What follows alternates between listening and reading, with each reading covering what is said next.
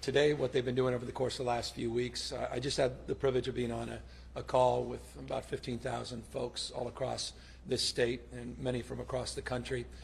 Had the privilege of having a brief dialogue with Gene Wu, who reached out to me a number of weeks ago, expressing concern about what was happening in his state. Representative Wu of Texas said it would be nice if California could have our back, if you could just say a few good words that we're watching what's happening in Texas. Little did we expect that his governor, Greg Abbott, would so quickly move in the direction of doing the bidding of Donald Trump. In fact, Greg Abbott himself expressed doubt that it was the right thing to do. All the reporting that came out after that first phone call of Trump, he wisely and appropriately expressed doubt. But no sooner did he do that, he started to reconcile that he had to do the bidding, as did those in the Texas legislature of Donald Trump.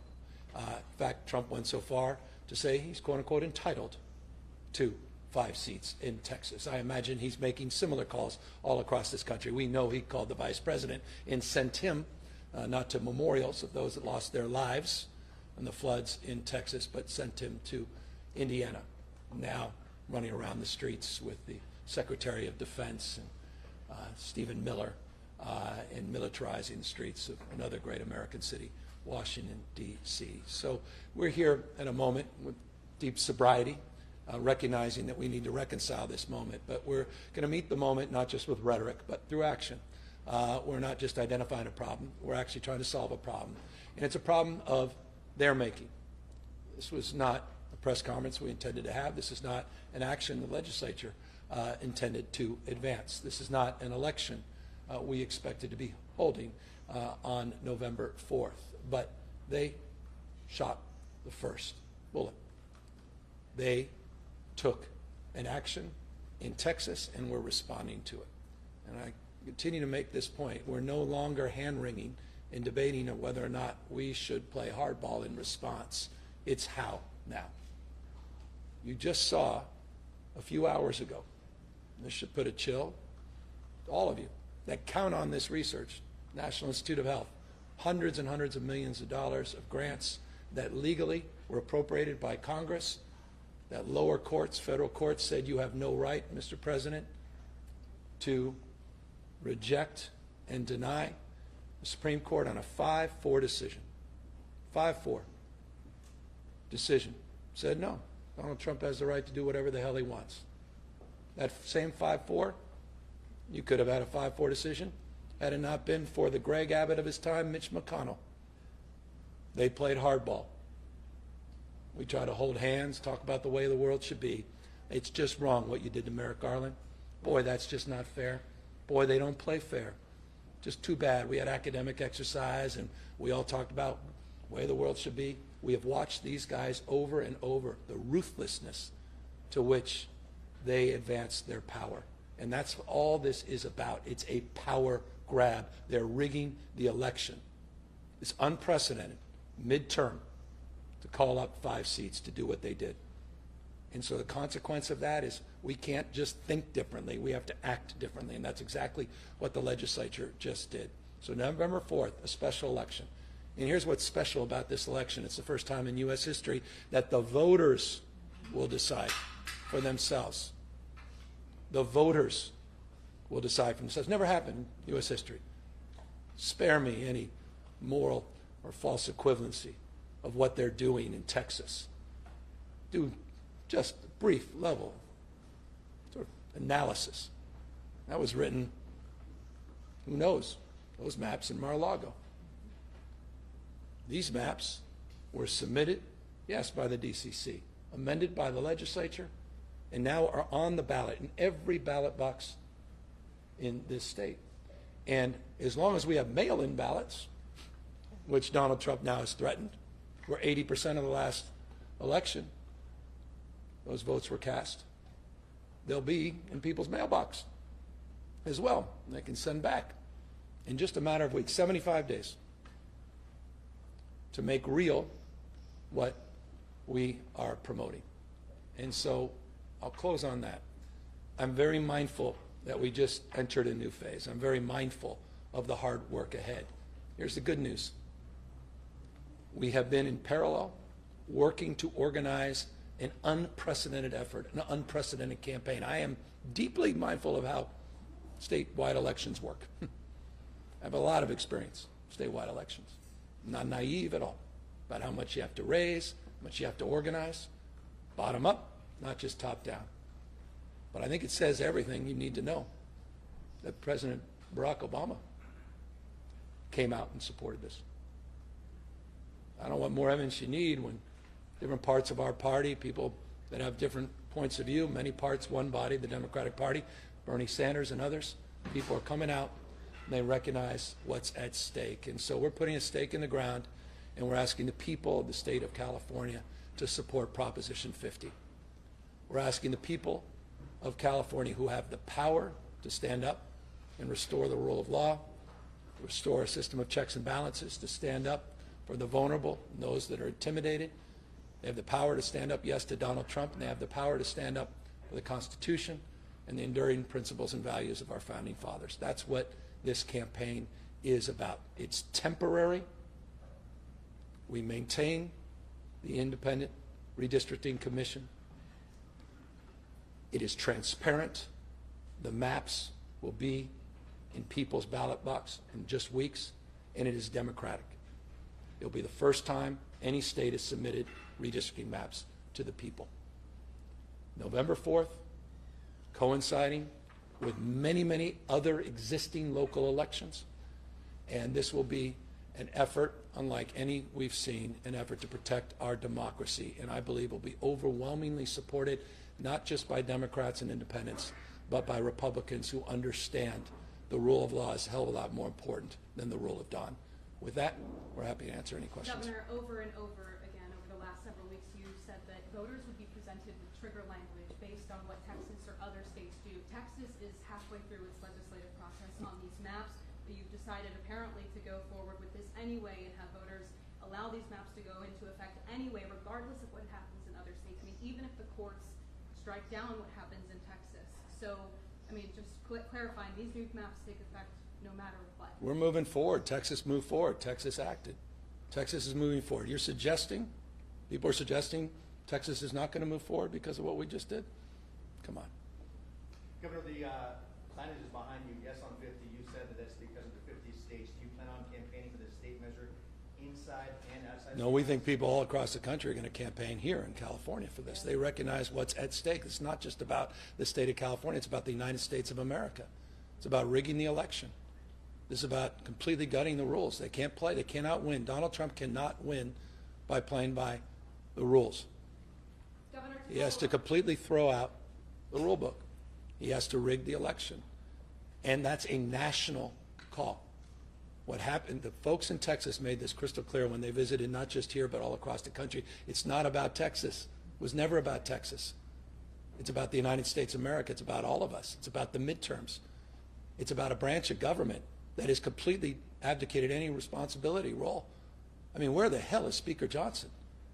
What, I mean, seriously, no oversight. He's trying to crush the courts, and he's trying to eliminate any oversight whatsoever. He's got masked men showing up at events. One of the largest private armies in the world that took an oath, increasingly it appears, take an oath to Donald Trump, not to the Constitution, with Border Patrol showing up and intimidation tactics. They will show up, watch this space, at voting booths and polling places across this country. He has federalized the National Guard, not just in LA where they're still doing nothing. Talk about waste and abuse of authority and power. And they're there federalized what? Through Election Day. You think they're not going to be sent out in other American cities in and around Election Day? And now he's trying to get rid of mail-in balloting. What more evidence do you need? He'll get rid of your job if you say something wrong. How could I possibly say that? Ask ABC, ask CBS, ask the Paramount deal. He doesn't like what you're thinking or saying because you have an independent thought. He'll try to gut the programming dollars, not just as it relates to PBS or some other network or program, but he's going after institutions of higher learning. Ask the folks at UCLA, $1 billion extortion. what he's doing, the Smithsonian. He's quite literally rewriting history. In the United States of America today, he's rewriting history. Where the hell are you all? Why aren't we outraged about that? Censoring historical facts. It's happening right now in the United States. Wake up. So yes, I think everybody all across this country, all 50 states, are going to come out and support Proposition 50. Governor, you're emphasizing that this is going to a vote now, but a recent Politico report and poll shows that just 36% of California What was the question? approve of lawmakers doing the redistricting. Yeah, as we do. We're affirming the redistricting in this initiative. We're actually affirming it. To persuade voters that the lawmakers should be doing redistricting. Well, the good news is you're going to be updating that question with the actual polls that poll the actual ballot initiative. And there's overwhelming support for the initiative. Governor, what is the plan if voters reject this? Well, what I'm worried, and forgive me, what is the plan of voters? Look, you know, we the people, we're going to do everything in our power to win this thing, and we're giving the people. We trust the people of the state. We trust the people. They obviously scared to death of them, in 1600 Pennsylvania Avenue. That's why he's rigging the system. They're scared to death of the people in Texas. That's why Greg Abbott would never submit this to the voters. We're going to do our best to make the case temporary, transparent, democratic case in response to what has just occurred and what likely will occur in other states over the course of the next few weeks. And you know, failure is not an option. But what have you called on trigger? I'm sorry. Who drew the line? You said we, so.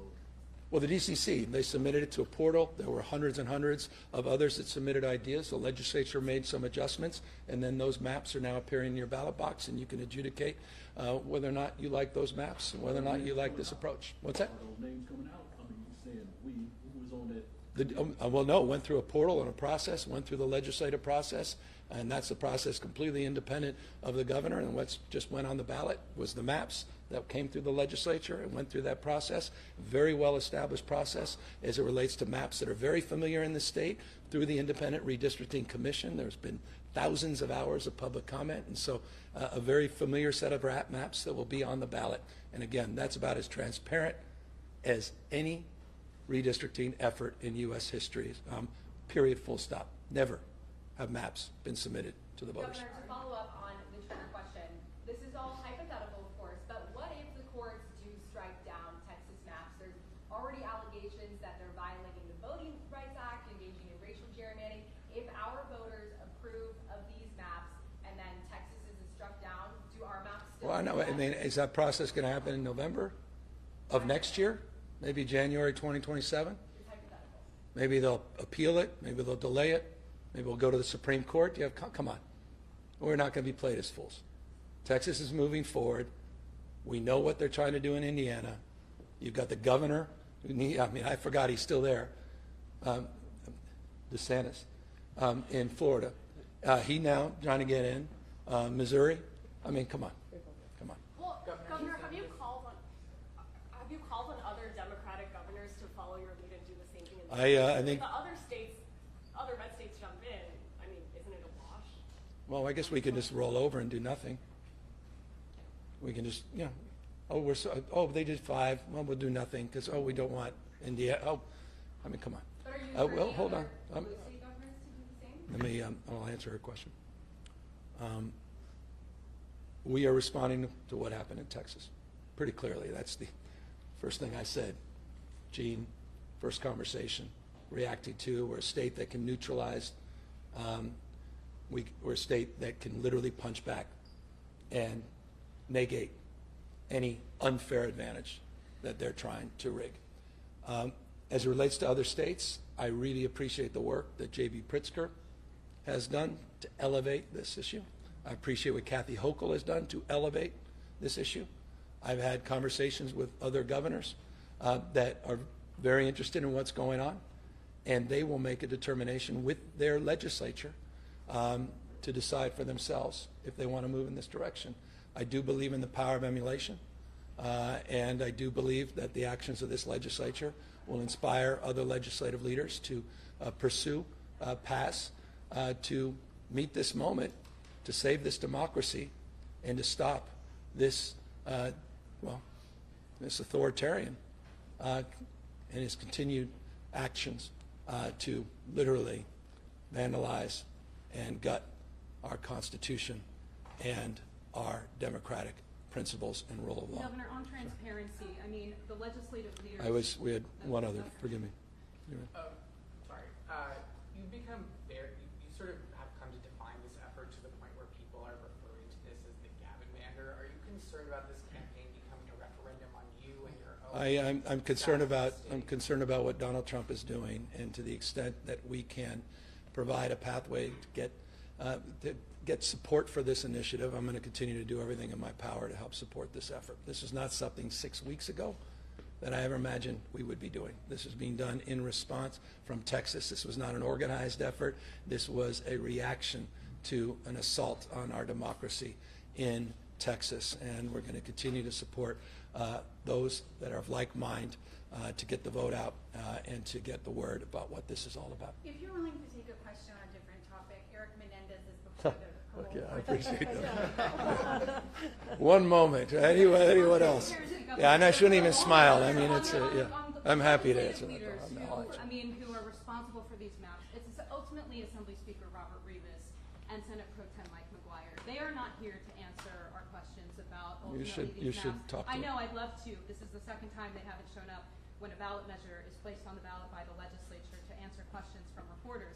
My question is, if those two end up running for Congress after this, or they're Ashley, I don't. How could that Ashley, impact you're this campaign? tight. I don't. How could that impact this campaign? I don't. I mean, considering voters did not want politicians drawing lines for themselves. You have to ask them. You have to ask them. What's For your, lawmakers up here, are you committing to giving power back to the Redistricting Commission come the next decade, even if it means kicking Democrats out of their seats in Congress? This is a temporary effort. Period. Full stop. We're constitutional amendment that changes congressional maps in 26, 28, and 30 and reverts back in 30 for a traditional census. I'm advocating for that. I'm supporting that. I believe in independent redistricting. And in the initiative, it affirms not only support for an independent redistricting, it calls for a national independent redistricting. So I don't know what more evidence you need that that's what we're promoting. So from my perspective, as someone who just signed the maps and signed the special election, that's where I am. And I imagine the legislature is in the same place. what's your message to Republican voters in California who are going to be about 10% of the congressional delegation when they're about 30% of voters or more? What's your message to them being disenfranchised? They should speak up against their president and these authoritarian tendencies. They should be outraged by what Donald Trump has just done. Cause and effect, outraged by what's just happened with Greg Abbott and the Republicans in Texas. Governor, what can we expect from your campaign these next few months? Is it going to be quick? Well, it's our campaign. It's a collective effort, and it's just hundreds of thousands of people have already contributed to this cause. It's extraordinary. I've never seen it. Honestly, I've been doing this a long time. Nothing I've ever experienced like this. People understand this is a 5-alarm fire. People understand what's at stake in this country, and people are showing up. I told you I had 15,000 people on a quick Zoom just a moment ago. It's just so it's a remarkable moment, and people are really energized to be for something, to stand firm, to advance something, to organize around something at a time when so many people feel powerless and scared. I can't even imagine. People say, well, you overstate the this notion of authoritarian. Really? Maybe in my privileged position, that may be the case. But if you're a member of the Latino community in Bell, California, I don't think it, I know it. I've been meeting with folks down there, scared to death to go to school, to go to a family member's funeral, walk their dog, go to the grocery store. That's happening here in America right now. It's sick. So this is an opportunity to be for something and stand for something and advance something. On Eric Menendez, was there a decision of the parole board? Okay, so I don't know. Yeah, you would have caught me without knowing that. So my understanding is he's in front of the parole board today, and his brother is in front of the parole board tomorrow. The parole board goes through an independent process, well established, As you know well, I look at anywhere from 20 to 45 cases every single week. This will be one of many cases if they move forward and recommend their parole. If they reject it, it's an academic exercise, and then they will determine whether or not they go back in front of the parole board in 1 year, 2 or 3 years. That's their determination. I will make my determination based on the facts, well established. And as you know well, we don't accept every recommendation of the parole board. We look at each case, we'll send it back en banc, which means we'll send it back to a larger cohort of the parole board to take a second look if we have questions, or we'll simply reject on the basis of the facts. One thing I haven't done, and I think this is important, is I have not watched any documentary. I have not watched anything that has come out on the Menendez brothers, and I very intentionally avoided that in expectation and anticipation that this might land on my desk. So the facts themselves will speak for themselves, not my opinion, not what's on TikTok or what's on YouTube, or not what you or others may be saying about these two individuals. I'll look at them on that basis of the facts and the presentation and the reports provided by the parole board if this lands on my desk. Thank you guys very much.